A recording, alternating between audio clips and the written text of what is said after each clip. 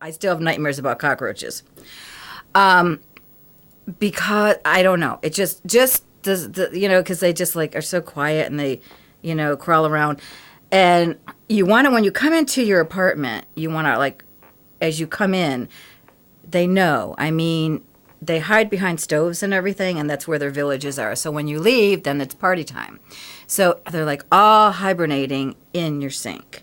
And so I tell them when I leave, I go, look, when you hear the key turn, you got to get out, you got to go back to your houses, and who's ever left, you're gone. So, I'd come in, and you just have to, like, get real fast and take that shoe and then just, zap them, and it was awful. Now, I don't know if this is true or not, but my ex-husband, God rest his soul, he died in November 1st, so I'm really, like, verklempt about it, really upset. But anyway, he said when he was on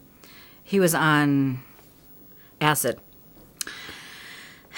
and he watched a cockroach give birth. And I don't know if it's true, because I don't know if whatever, but he said that it was the most magical experience he's ever had. It was truly like a spiritual experience. And the cockroach was like, giving birth.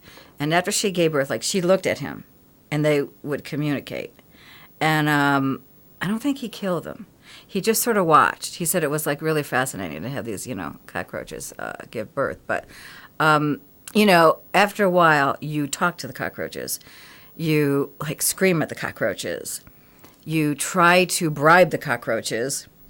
And then in the end, you kill the cockroaches. So there's, I don't know. We were really hungry and winter was coming. And he couldn't get a deer during season. He just couldn't get anything. And it was Christmas Eve. And I was sitting there. We had a big window there. And he was against the window talking to me. I was making dinner, doing something. And all of a sudden I turn, and it was just sunset was going down. And I see this doe looking at me in the window. And I'm like, and we were starving now. We were talking about, like, how are we going to get meat? How are we going to, eat for the winter? And we were just in our early 20s and, and young. And I turn around, and this deer is looking at me. And so I go, I'm like, oh, my God. I said, don't move, but there is a deer looking at me. And he goes, yeah, right. I go, no. I said, honestly, there is a deer.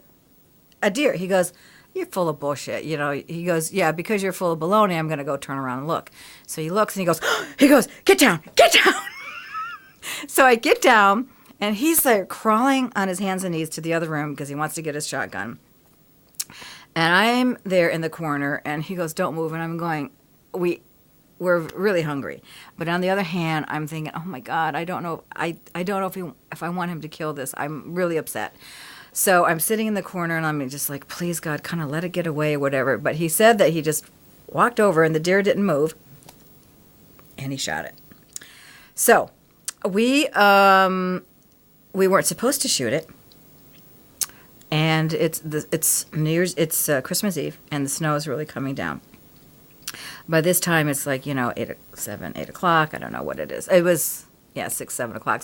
So we have to drag the deer, and we have to hang the deer up, and we have to gut the deer out, and just do all the stuff. And we're really hurrying because we don't want anyone to come and see us. We're in the back, and we have like flashlights up there. And if somebody drives by, they're thinking like, "What are you doing?" So we didn't want to get caught, but we got it done. And I learned to we did it ourselves. We skinned it, we cut it. I learned how to do everything with deer and wild meat, and how to cut it and wrap it and do all that. People have this misconception about groundhog, and they taste like chicken. I know it's like, but they do. They're really good. And I don't like to kill something unless you're going to eat it. So all the hunters, I would just let everyone know, and all the farmers, look, if you're going to kill something, bring it to me. So everyone would bring me all their woodchucks, and I would just cook it up in a big pot. This is awful because I feel really bad, eating flesh. I do. I do feel bad. It's kind of healthy for the body, but it's horrible for the soul. Yeah, so I would just cook it up, and people would come to dinner, and they would rave about it. And I wouldn't say it was groundhog. I would say it was chicken. Yeah, so